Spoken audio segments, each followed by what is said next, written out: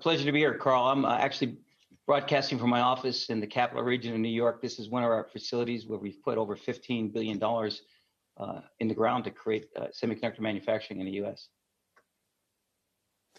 Your comments sort of echo what Chuck Robbins of Cisco said the other day, said this could easily go 1 to 2 years because the demand is so strong. He said we're just going to have to fight our way through it.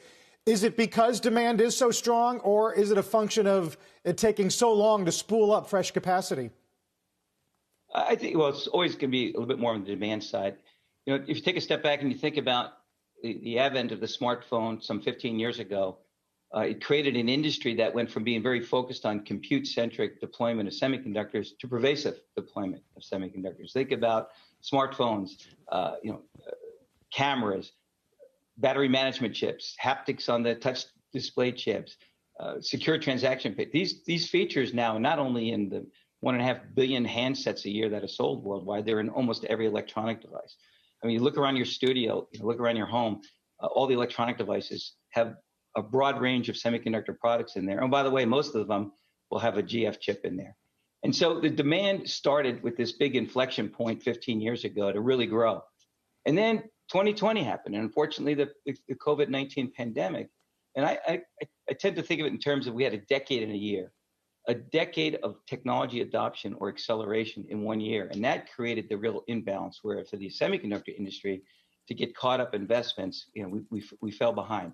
It takes about a year from the time you decide you want to add capacity to actually getting the output from the factory. You have to order tools, install tools, qualify tools, and then begin the production. And that's a year or more cycle.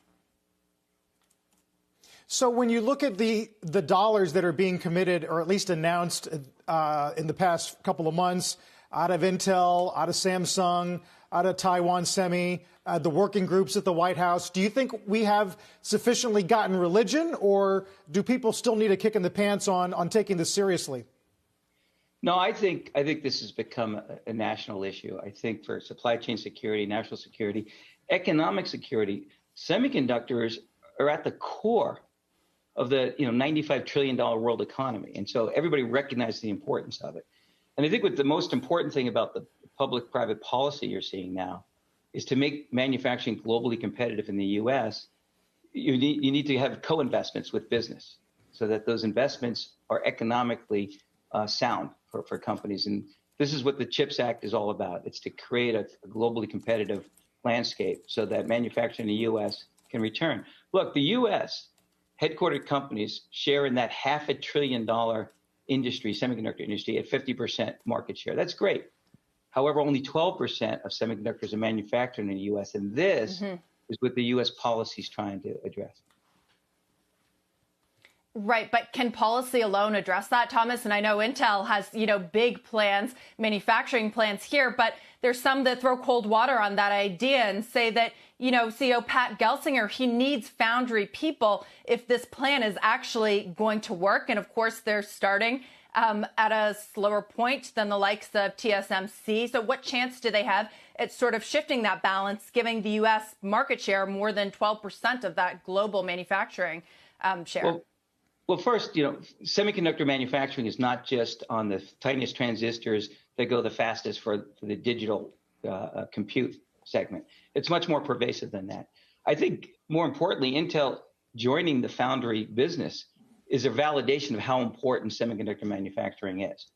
And yeah, you're right, to create foundry businesses, these are long journeys. These are decades in the making. But a key part of being a manufacturing foundry is having manufacturing.